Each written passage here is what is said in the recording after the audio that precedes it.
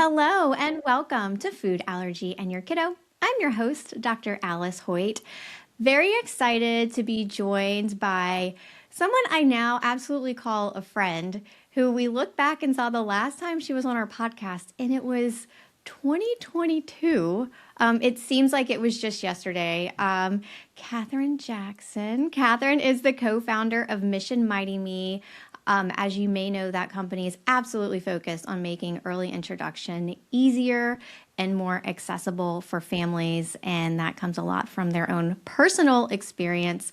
And Catherine's work is absolutely deeply personal. She's a mom of 3, and like so many families, her journey started when her oldest daughter developed severe food allergies.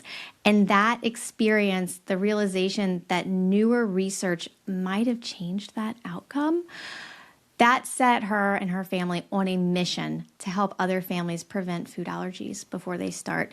And before this amazing woman founded Mission MightyMe, she was an award-winning journalist and documentary producer at CNN, where she developed a very deep curiosity for research and storytelling, skills that she now brings, that she's translating this complex science into something that parents can actually use and improve their lives and change the trajectory of their child's lives before hopefully allergy even sets in. Catherine, welcome back, my friend. Thank you so much, Dr. Hoyt. That was an amazing introduction. I appreciate it. And I just can't get over that it's been that long since we first really met on your podcast 4 years ago. And so much has happened since then. I know. I am forever grateful to my mother-in-law for many reasons, but one reason is because it's because of her that I found out about you when I did. If you haven't listened to the first podcast that Catherine and I did together, go back to that episode and listen to it. But I'll shortly recap how she and I met. My mother-in-law saw in the Atlanta, what's the name of the Atlanta Journal? Atlanta Journal and Constitution. Yes, the old Probably school that. newspaper. Yeah. The newspaper in Yeah. Atlanta, which is where my in-laws live, which is where Catherine and her family live. The newspaper did a really nice article on Catherine, on her husband, Mission MightyMe, and my mother-in-law saw it and she cut it out in total like mom fashion, right? Cut it out and brought it to me for our family beach trip. And I read it. I was like, oh my gosh, this is amazing. I have to have this person on the podcast. And I think I just like cold emailed you or I something. think so. Yeah. And I love that. And as an old school journalist, I still consider myself an old school I love journalist. it. I love that it was, she found it in the newspaper and that's what brought us together. That's what brought And us you've just been together. such a great friend to us and friend to the brand ever Well, since. thank you. You're one of our first calls whenever we have a question or need some expertise and guidance. So thank you. Well, I love working with you guys. I am an advisor on occasion for you guys, so I will put that disclosure out there. But one of the reasons that I like to work with y'all is because you're so dedicated to making a clean, honest product that has in it what it says it has in it, so that we can prevent food allergies and also, as we'll talk some about in this episode, actually use it to help treat food allergies, which is super exciting for us. I'm sure it's very exciting for you guys too. Yes, I mean, as a food allergy family and food allergy parents, and I know we'll get more into the details of that later. That was, has been kind of an amazing development that we had not expected when we started this company, Mm-hmm. Yeah. but has been a really amazing, development. And we can So get let's, into all of yeah, that. yes. Well, let's get into that because when we first had you guys on the show, when you were first on the show in 2022, there have been changes and stronger recommendations about the importance of introducing allergens early and often to prevent the development of food allergy. And as we'll also talk about on this show, is that when you have a child who already has a food allergy, as most of our listeners do, it can be very overwhelming, scary, anxiety producing to think about, I have to introduce this allergen to my other child to help them not have the food allergy, but what if my child accidentally, and it's a hard position to be in. But let's take a step back and talk about, how have you seen things change from your point of view of early introduction? Yeah, well, just to kind of give like a quick recap of how we kind of got into this in the first place. For us, it was very much a pain point that we experienced as parents years ago, because as you know, the guidance used to be, don't give babies peanuts, tree nuts, or other allergens in infancy. Mm-hmm. And we now know that unfortunately that guidance was wrong Mm-hmm. and was actually likely causing many more kids to develop food Right. allergies than otherwise would have. And we feel like our daughter is one of those kids. We think, she actually did not have any risk factors, and we avoided nuts when she was a baby, and then she went on to develop an allergy, a severe allergy to most nuts. So having that experience, we just assumed that we were going to be get the nuts out of the house, carry an EpiPen Mm-hmm. with us everywhere we go. We had one in every diaper bag from then on, and that avoidance was the only option. And for a long time, that's what families were told, that avoidance Right. was the only option. Um, so fast forward to 2015, we were having our third child, and that was the year that the LEAP study was published, Mm-hmm. the Learning Early About Peanut Allergy study. And the LEAP study showed that, of course, actually including peanut protein in babies' diets early in the first year of life and then regularly through age 5 could prevent the majority of peanut allergies, which And was that was specifically in kids who were at high risk of developing peanut allergies. So they were really yeah. trying to demonstrate that this works, because they took those kiddos who either had an egg allergy or they had severe eczema, which the research group had already identified those two things were risk factors for developing peanut allergy. So they took those high risk kiddos and they put them in that study. And you're exactly right. And it was just so definitive. And so, we're trying to do this with our youngest. Like, okay, we might actually be able to help him avoid a food allergy like his big sister has. Um, we don't have to just avoid, avoid, avoid. Let's try to get nuts in his diet early. But of course, nuts and nut butters are a choking hazard for a baby, and the entire baby food aisle at the time was allergen free. So we were just, as parents, frustrated because we were trying to, follow the new research, which then ended up changing the guidelines globally. Uh-huh. And yet there were no foods on the baby aisle that even contained nuts as an ingredient. So we ended up partnering with Dr. Lack, who led the LEAP study, Mm-hmm. and we launched Mission MightyMe to change that. But, since then and since our first conversation, so much has changed, because it really did used to be, from the time babies are born, in infancy, you just avoid the allergens altogether. Mm-hmm. Now the guidelines have completely changed to say, actually, you want to get peanuts, nuts, egg, and other allergens in the diet early, Yep. because that immune system is malleable.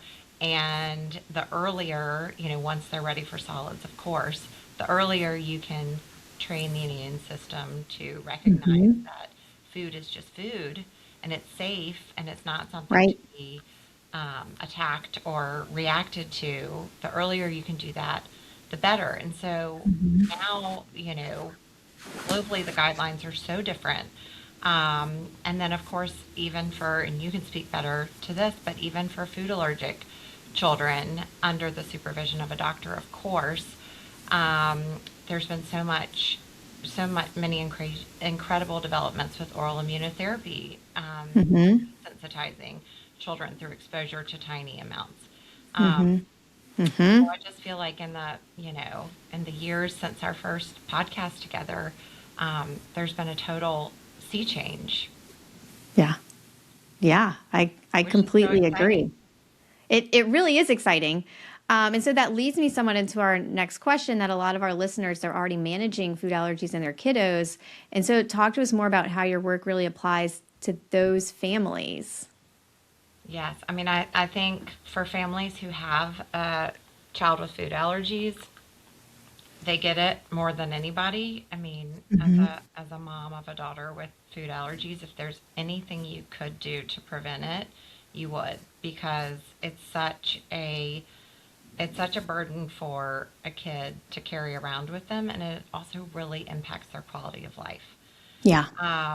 And so, now that we have such definitive research showing that food allergies can be prevented, I think that it is actually empowering because you're not necessarily just helpless.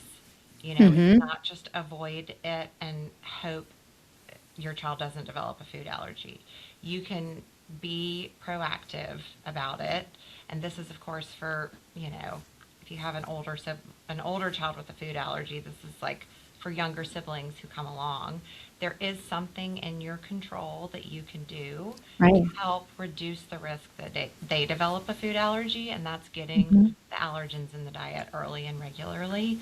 And I think for food allergy families, like they understand that on a level that most families don't. And Right.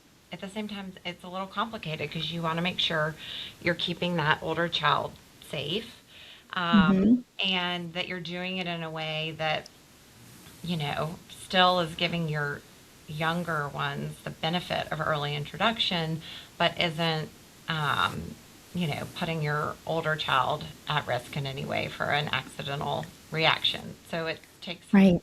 careful navigating. Right. No, it absolutely does. It absolutely does. And I want to go back to the LEAP study for a moment. And was there a moment, like when you first heard about the LEAP study or the data coming out from that, where you were just like, wait a second, what? Like, can you think back to that moment that before Mission Mighty Me, where you're like, wait, there's something we can do? You're absolutely right. Early introduction is the only modifiable risk factor that we have regarding food allergies. If your baby has eczema or your baby has an egg allergy, like that's, we can modify an egg allergy, right? But they already have that condition, right? But early introduction is a modifiable risk factor, meaning if we're able to introduce allergens early, especially in these higher risk kids, then we are able to decrease the risk of having a food allergy. But this was incredibly novel back when you first heard about the LEAP study. So can you think back to that time? Yes, absolutely. I mean, I remember when I first read about the LEAP study, it totally rocked my world because it was the opposite of what we had kind of all thought for years. It's just that you need to avoid these foods. And I Right. And let remember, me interrupt for 1 second yeah, because I'll recap sort of that history of food allergies. yeah, Food allergies were described in the early 1900s. It wasn't super common though, right? And then in the late 1990s, there was this uptick in peanut allergy that was recognized. So then, in response to that uptick, expert opinion became, oh, well, let's have kids avoid these allergens until their immune system is ready for them. That was in 2000. That was absolutely the wrong approach, right? That was not evidence based medicine. That was expert opinion.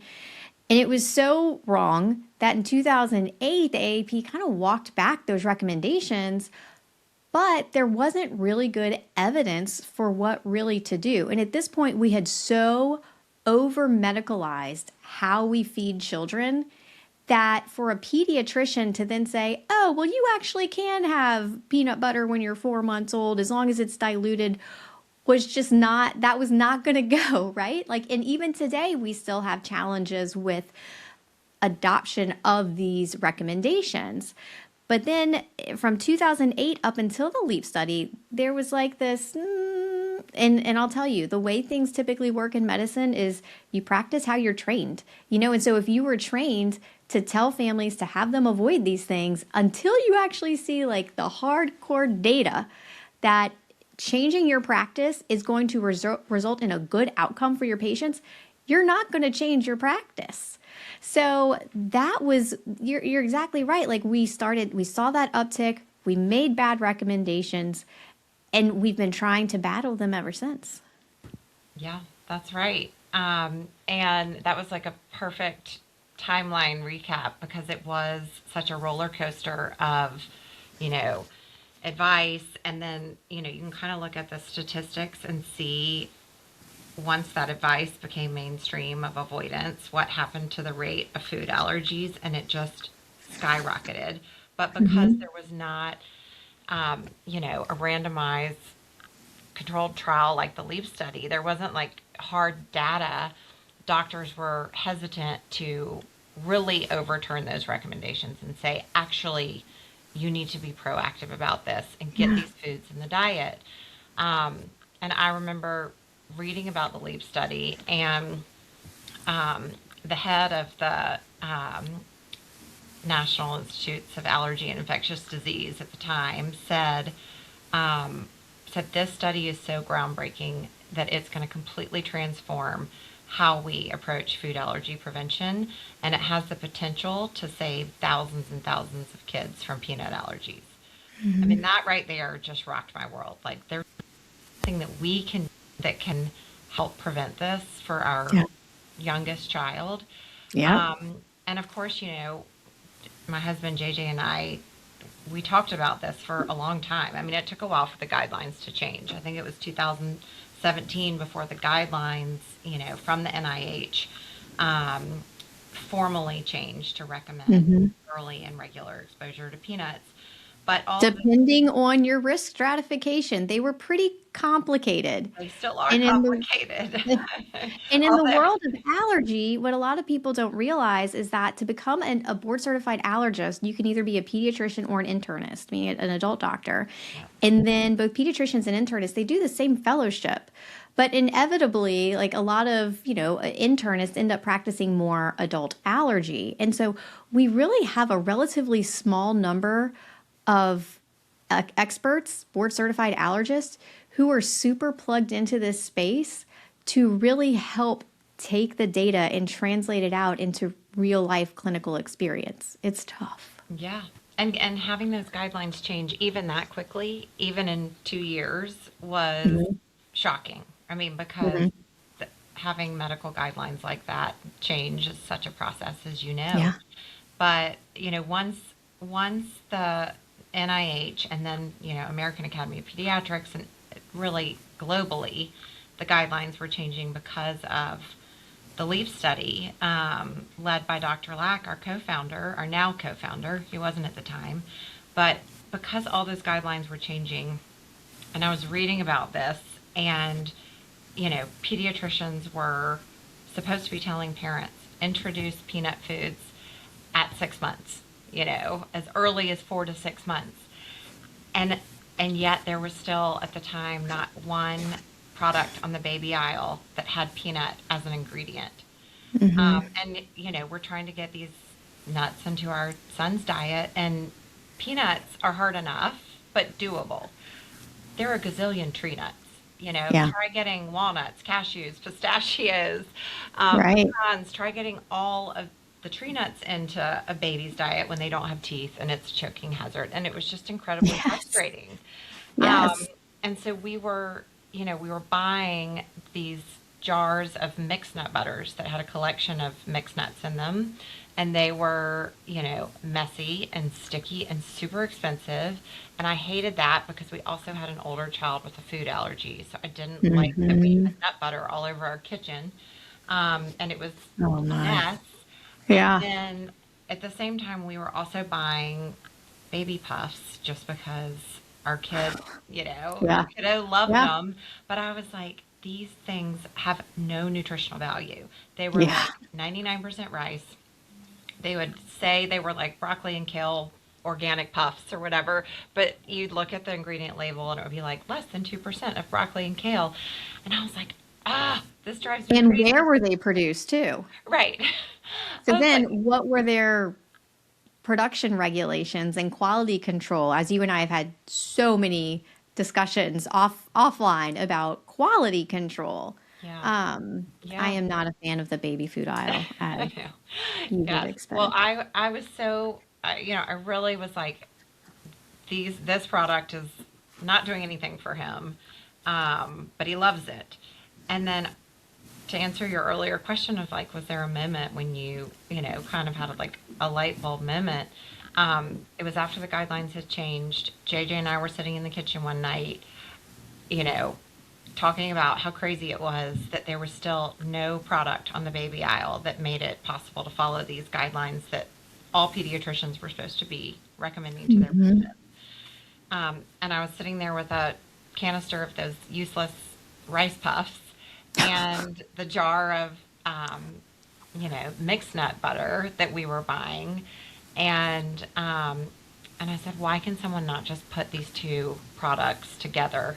And then you would have a baby puff that actually did something for them. It would be a great, easy way to follow the guidelines, right? But it Yep. would also just be healthier, Hmm. healthier snack. And I was like, I think it would be delicious to Yeah. have a nut butter puff. Um, and so ultimately, that's what we did. We kept waiting for the big brands to do it, and it wasn't happening. And JJ and I ended up reaching out to Dr. Lack, who led the LEAP study, and asked him if he would um, really just advise us on formulating a product to make sure it matched his research. And Hmm. he was also at that point, kind of frustrated. The research had been out there, the guidelines had changed, but there were still so few options that made it easy for parents to follow the guidelines. And so he said, I'd actually just like to become a co-founder with you. And so he co-founded the company with us, That's and amazing. we launched our first nut butter puffs in 2020. That's amazing. And here we are, 2026, and you're in Target, you're in Walmart. Congratulations. Thank you. What still like 6 years, but that journey of recognizing there's something that we can do. But what about that moment too when you're like, wait, there's something that we could have done and we didn't do it? Like that's tough. Yeah, for sure. I think I think knowing that we might have been able to change the trajectory for our older daughter if we had known then what we know now, um, Mm-hmm. can feel can certainly feel frustrating. But I also think, you know, we're all as parents just doing the best we can with the information Mm-hmm. that we have, and as doctors doing the best we can with the information that we have. And then when that changes, um, we change with it. So, I always think about, when I think about this situation specifically, I always think about that Maya Angelou quote that says, do the best you can till you know better. And then when you know better, do better. And so that's kind of how I've tried to look at it, is like, okay, we can't change the past. I wish I Right. had known, but I'm not going to be consumed with, guilt about it. I'm just going to do Mm-hmm. what I can to help other families avoid the same situation, And because you now we know it absolutely is are. possible. Sorry, go ahead. You absolutely are. I mean, you have dedicated your professional life to creating a product that is safe for babies. And I know for a fact that y'all eat them all the time. Um, and so, like, that's just amazing to me that you saw a problem, you saw a potential solution that was going to help not just your family, but millions of other families. Uh, Talk to us for a minute about that journey. And like for you professionally, you were a reporter. You were not you were not in the food production industry. So how has that transition been? Well, it's been a very steep learning curve. I mean, there Hmm. was, like you said, we had no experience in food production. And, Oh, I was a journalist. JJ was in finance. We never said, we want to start a food company. It was really the necessity, like the need that we saw for this product that yeah. launched us on this path. And we knew when we started, because we didn't have experience in the food industry, we knew that we were going to have to bring on experts to make sure, we were doing everything exactly right. And so we Hmm. started with Dr. Lack, the expert, to make sure That's a we good were place to start. right. Um, yeah, I mean, we were just so grateful that he was so excited to co-found the company with us. And so, we wanted his expertise to really make sure we were formulating our products in a way that matched his research and um, his studies. So I'll just Yeah. quickly tell you, like the the nut protein in all of our products is very intentional to match his research. We have several different flavors of peanut butter puffs. They all have about 7 grams peanut protein per pouch, which matches um, the amount that the babies in the LEAP study consumed, and also the amount that the American Academy of Pediatrics recommends weekly for high risk Mhm. babies.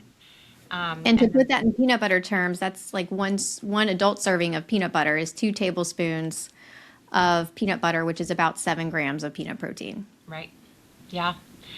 But it just kind of makes it easy, right? Like you don't have to think about it, you don't have to dose it. You can just kind of, if you have a pouch a week, you've met it, and that's was very important to us, was to make it not feel medical, and Hmm. be enjoyable. And then How we've many also, times have I texted you a picture of my kids with their bags of pop?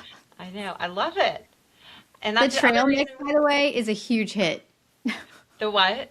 The trail The mix. trail mix in our house too. Everyone who can eat it, four of the five of us, crush the trail mix. It is delicious. Hmm. And Well we done. created the trail mix so because you got to keep nuts in the diet. It's important. The babies in the LEAP study, regularly ate peanuts for the first 5 years of life, and so we just Yeah. knew we needed some more like fun, enjoyable ways to Hmm. get to keep nuts in the Hmm. diet. And that's why we came up with the nutty trail mix. But the other, original product that we launched with Dr. Lack was this mixed nut butter puff, which this is the product I was really dreaming about when James was 6 months old, because it was so hard to get all the tree nuts in his diet. And so, this has a collection of 5 different nuts. And again, the Hmm. nut proteins it's equal parts protein from each nut, which, not to bore anyone with food science formulations, but that is not an easy feat to accomplish with formulation. And so that's why it was so important for us to like start with Dr. Lack, get him on board, make sure we were creating products that matched his research, and then bring on other experts. And that is really how Hmm. we've kind of done it from the beginning. Hmm. You included. As soon as we connected, I wanted you involved. And so we've just really sought out, whether it's, food scientists, product formulation, production partners, quality control, um, quality control plans and standards. We have just found the experts who can help us do everything, Hmm. the best we possibly can, and we have Yeah. brought them in. And of course, we've learned a ton. And now I mean, I can no longer say we don't have we're new to the food industry, or we don't have experience in the food industry, but it was I know very you're in Walmart. I mean, it's amazing. yeah. And a lot of that was just because of, all of the amazing people we've been able to partner with along the way, who've lent their expertise to us. And I love the high quality ingredients that y'all use because as I've mentioned today, as I've mentioned on prior episodes, the baby food aisle is just not an aisle anybody should spend a lot of time on, because really how we should feed babies, and I have a whole course on this that I'll put in the show notes, and it's actually accredited for 5 hours of continuing medical education, and it's totally free. So if you're a pediatrician listening to this, please click the link in the show notes, and you can get 5 hours of CME and learn really how to feed babies, to prevent food allergies. And it's a lot of let's unmedicalize how we're feeding babies. And the baby food aisle seems to preach like, oh, you have to introduce this and then introduce this, and it has to be in this pouch, and you have to do these puffs and like all these things. And the puffs, not your puffs, I like your puffs, but the other puffs, you're exactly right. They have like nothing in them. And I get concerned, as I mentioned, about where things are being produced, because in the US, we do have strict regulations about how foods must be produced, how they must be processed. And what I've been impressed by you guys from the beginning, but even more so as I've been sort of a peripheral part of y'all's journey, is how you're not satisfied. You were not satisfied with the first iteration, even though it was fantastic. But then, was it last year, y'all added sorghum? Mm-hmm. The sorghum formulation, I actually think they taste better. I thought they were great before, but I think they actually taste better now. They're still pretty like melty. Like, I don't think that has changed. What I mean by that is that if you have a baby that doesn't have teeth, then like how are they going to chew a puff, right? But what's so nice about these puffs is that they start to melt, dissolve pretty quickly when they go into the mouth, which immunologically I like, because then the mouth, the oral mucosa, the back door to the immune system, is getting access to those allergens. And y'all are very intentional about trying to have an equal and a good evidence-based amount of each of those allergens in the puffs. But talk a little bit about there's a lot with MAHA right now about clean foods. Talk a little bit about y'all sourcing and organic and all these things that we as parents, we want to feed our kids good, high quality food. And I'll tell you that there's not a lot of foods I would feed my kids when they were young like that, but your puffs were one of them. And it's because I knew that y'all were definitely doing your due diligence to have what is in that puff bag be highest quality ingredient for my child. Well, it's just makes me smile to hear that because, you know, as a mom, one of the reasons we started this company, like I said, there were very few products that made this possible. Certainly not for tree nuts, but there were peanut puffs out there, and I didn't like the ingredients. And I didn't feel great feeding them to my baby. I didn't want him to have something corn-based. I didn't want him to have something high salt. I didn't want him to have something with palm oil in it. Everything else he was eating was, non-GMO, organic, clean, even though the puffs he was eating had no nutritional value. They were organic or they were non-GMO.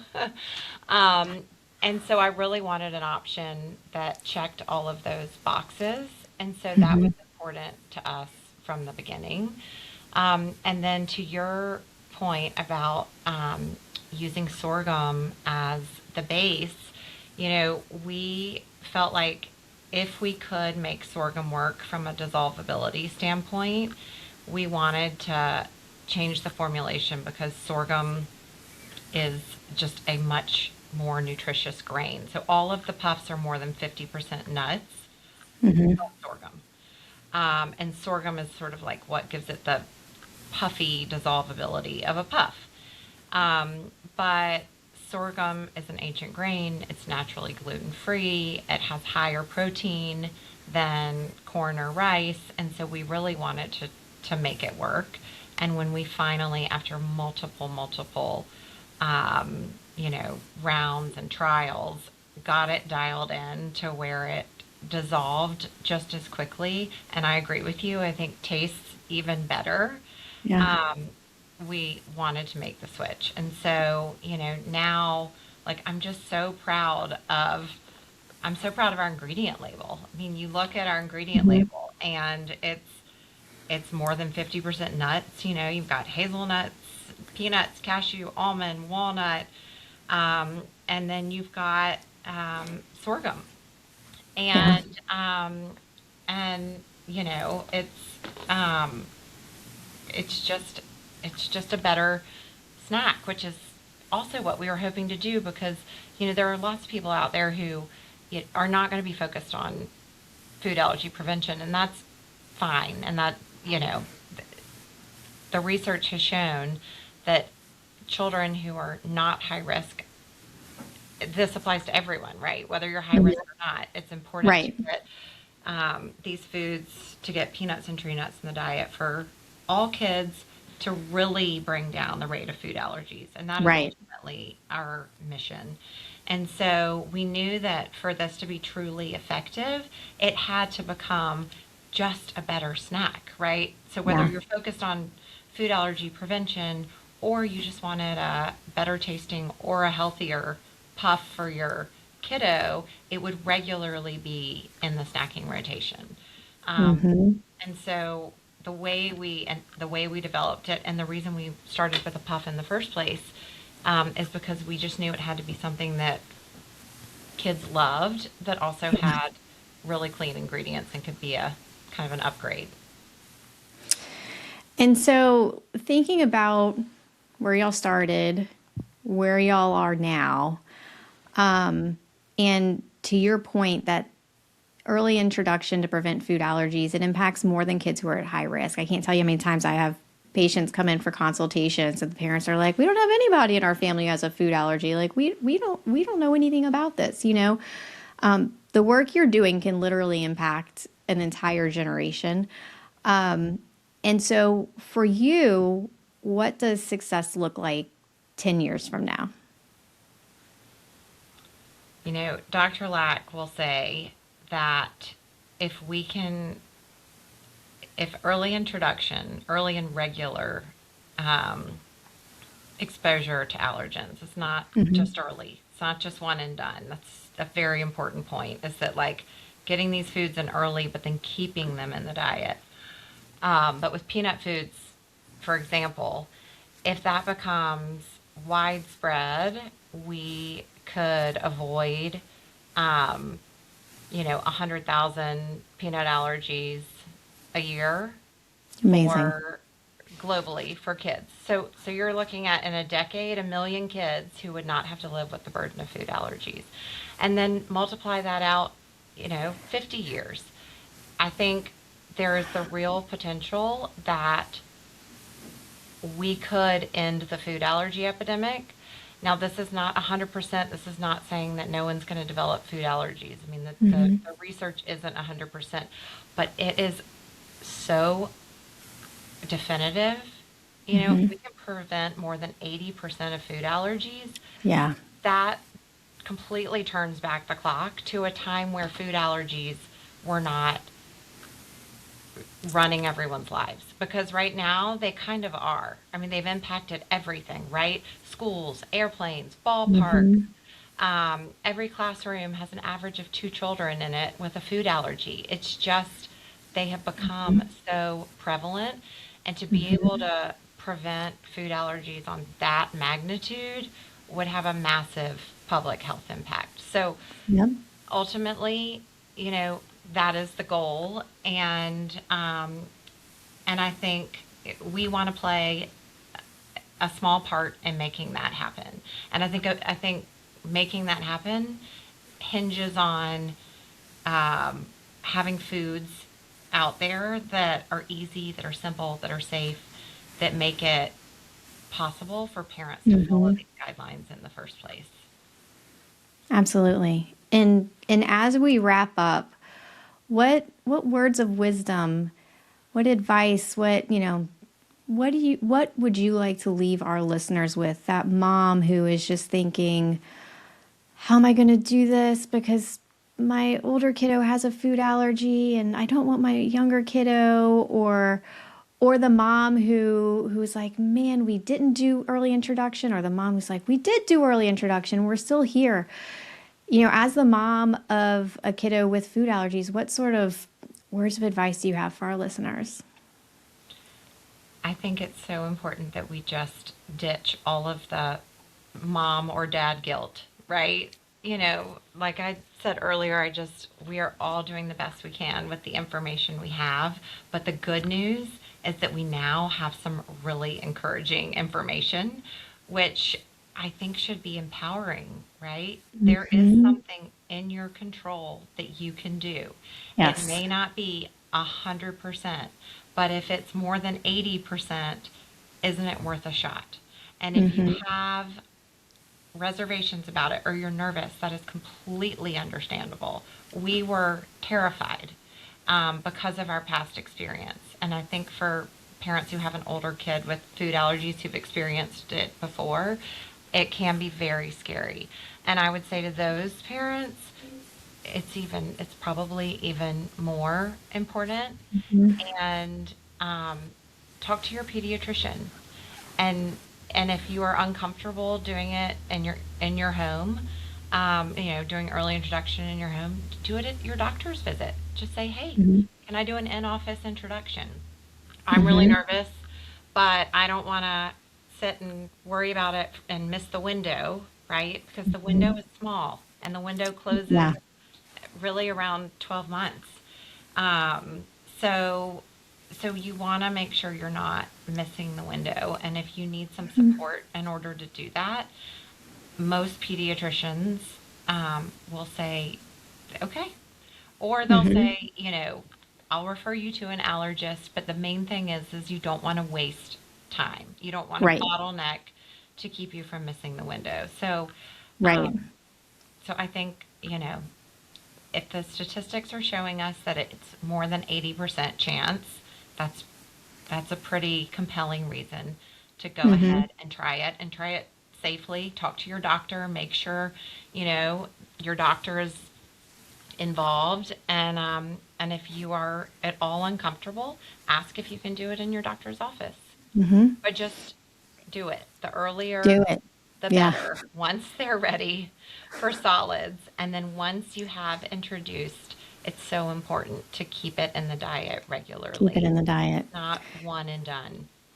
No, it's not one and done, and it's not a test to make sure they're not allergic. It is an intervention to Yes. prevent the It's development. like And going to the gym for your immune system, right? If you go yes, to the gym once, it is not going to do anything. You might no, learn that you can run on a treadmill, but it's not going to change anything. So, if that's you go to right. the gym multiple times and run on that treadmill, you're actually training your body. And that is where, the consistency piece really comes in, is Hmm. you're ultimately training your immune system while it's still malleable Right. enough to learn. Right. Right. And on that note, we've been loving the puffs here because, like myself and some of my colleagues across the country, will use those for desensitization. So, let's say your kiddo does develop the allergy and you get plugged in with an allergist and you're 1 or 2 or 3. You can do oral immunotherapy older too, but definitely in those younger ages where that window has just kind of closed, we like to reopen that window and we like to teach that immune system to tolerate it. And I'll say it's so nice to have a way to get down to a pretty low amount of peanut butter without diluting peanut butter, which can be like just like a little bit annoying. But using the puffs, we've started incorporating the puffs into our OIT protocols, and the kids love it, and the parents love it. And one parent was telling me the other day she loves it so much because it's very, very easy. And I think that comes back to sort of your part of your whole motivation. Your motivation was science and prevention, but it has to be done in a way that is feasible, that's practical for real families. And you have achieved that, ma'am, and thank you. Well, thank you. I mean, that was, we talked about it earlier, but that was one of the developments since we talked last that really was not, we didn't know that that was a possibility, and it's certainly not why we developed Mission Mighty Me. We really developed the product for prevention, for getting it in early before those food allergies develop. But studies since then have shown that the earlier you can start if a kiddo does already have a developed allergy, the earlier you can start oral immunotherapy with tiny amounts under the care of a doctor. Very important. Yes. Not something Yes. Board supervised you do at allergist. home. But under the care of an allergist, desensitization can be very effective, especially if it started young. The sooner the better after an allergy is identified. And so, yes, we have a lot of allergists who do use the product for that purpose. We are always very careful to say to customers and parents that that is not something that you undertake on your own. You definitely need to be working with an allergist, definitely need to be working with a doctor and doing that under supervision. But some of the stories that we've heard coming out of those practices of kids who had a diagnosed peanut allergy and are now able to eat a peanut butter and jelly sandwich whenever they want it is just incredible, and again is not something that we really ever even thought about when we were first developing this product. But as a food allergy mom, to know it's helping kids who also have food allergies is really incredible. Catherine, Jaxon, well done. Thank you so much for coming back on the show. Come back soon. Okay, wait. I have to also give a shout out to you, Dr. Hoyt, because you have a book coming out. By the time this airs, this book will be out. People can purchase it. And I have had the joy of getting to read the whole book and writing a little Thank you. Yeah. endorsement on the back. And as I was saying earlier, I really wish I had this when my daughter was first diagnosed. It would have made the whole process so much easier. Navigating food allergies, a parent's guide to care, coverage, and confidence. And I love that because confidence and empowering parents with information really is what is important to letting families, parents, and kids live life to the fullest, because you can live life to the fullest even with a food allergy. You just need the information to do that confidently, and you so beautifully lay that out in such a clear, simple way in this book. So congratulations, this is awesome, and I just think something that like all caregivers need in their arsenal. Thank you. You're so sweet. Thank you for So that. excited for it. You're awesome. Come back soon. That's the episode. Thanks so much for tuning in. Remember, I'm an allergist, but I'm not your allergist. So talk with your allergist about what you learned today. And like and subscribe and share this with your friends. God bless you and God bless your family.